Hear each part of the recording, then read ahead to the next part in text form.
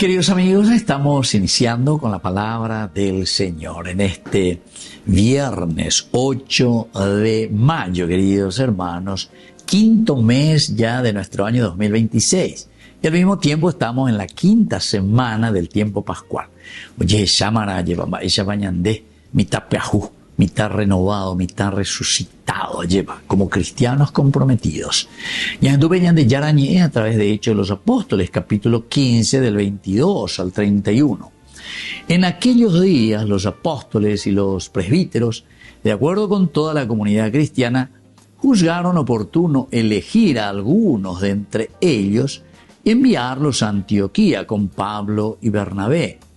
Los elegidos fueron Judas, llamado Barsabás, y Silas, varones prominentes de la comunidad. A ellos les entregaron una carta que decía: nosotros, los apóstoles y los presbíteros, hermanos suyos, saludamos a los hermanos de Antioquía, Siria y Cilicia, convertidos del paganismo, enterados de que algunos de los nuestros, sin mandato nuestro, los han alarmado e inquietado a ustedes con sus palabras. Hemos decidido de común acuerdo elegir a 2 varones y enviárselos en compañía de nuestros amados hermanos Bernabé y Pablo, que han consagrado su vida a la causa de nuestro Señor Jesucristo.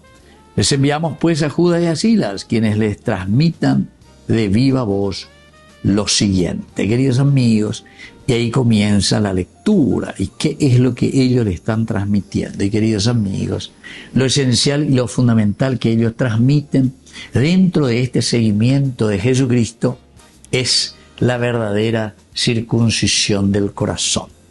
Yayapo hayaweru peñandere goebe, yayapo hayaweru peñande apitume, peñande yara ñe, a peñande yara remimbo ayeva. Evala eñane bo eaina ba evala omesaka peñandere nonde peoñe moía peñandero gapupe nguará peñandere tame nguará ba ella pañande yaiko era como hijos suyos.